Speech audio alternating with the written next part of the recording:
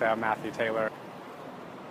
I grew up here until I was 18, and then I moved away for about 13 years and then moved back 2 years ago.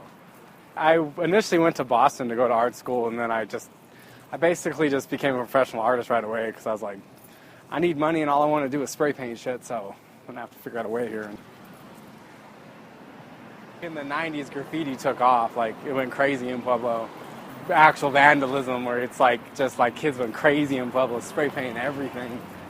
And then it kind of started evolving a bunch of artists out of that.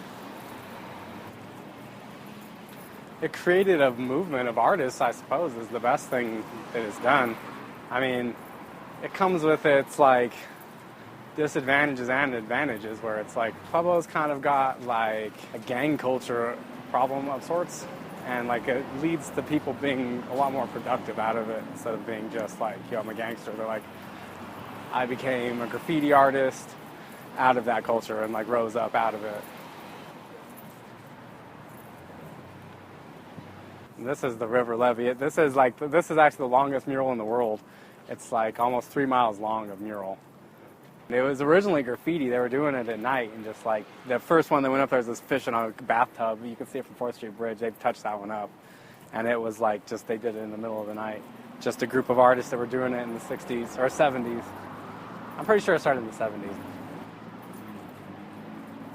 Vandalism is it's fast. It's there's no really artistic drive to it. I mean, there is, but it's illegal, You go and do it where people didn't tell you to do it, and without their permission, usually at night, where you're just I'm going to go write my name on that building. You can either keep having that happen, and then the city will come paint a gray square for somebody to do it again, or you can put a mural, and then that won't happen anymore. Well, this was commissioned by Leadership Pueblo, and it's about the flood of Pueblo that happened in 1921. This place was, it's either Mac Saddlery or Fraser Saddlery. It'll say on that thing. I think it's Mac Saddlery. Well, and there's this horse in a tree signifies their mannequin that they'd put their most fanciest saddles on, because this was the Rolls Royce of saddle makers before the flood. It was the #1 saddle maker in the world. Pueblo was actually the leather manufacturing capital of the world at that time. And when the flood happened, it flooded all of this. The water rose 15 feet in 15 minutes, and it destroyed the whole city.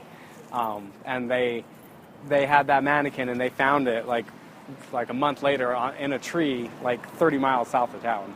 And that's what that's all about, because the mannequin still stood strong. This is the evolution of it, where it's where you get to do a masterpiece, your piece, you get to do your best work and spend your time on it, instead of just going and scribbling your name on things.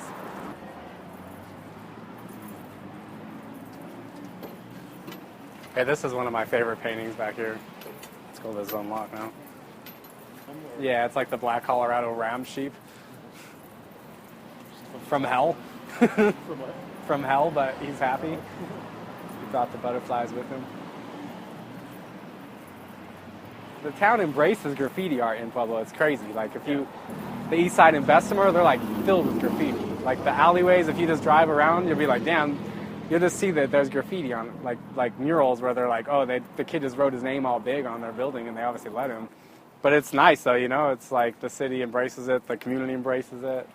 I mean, it stops the vandalism essentially. And a really effective way of cleaning up the city, really, because murals cost next to nothing, and their impact is well, it's obviously it was a different neighborhood before those murals went up there, because they were just blank, rotten walls before. So, and the trash cans, I like the graffiti all over the trash cans too.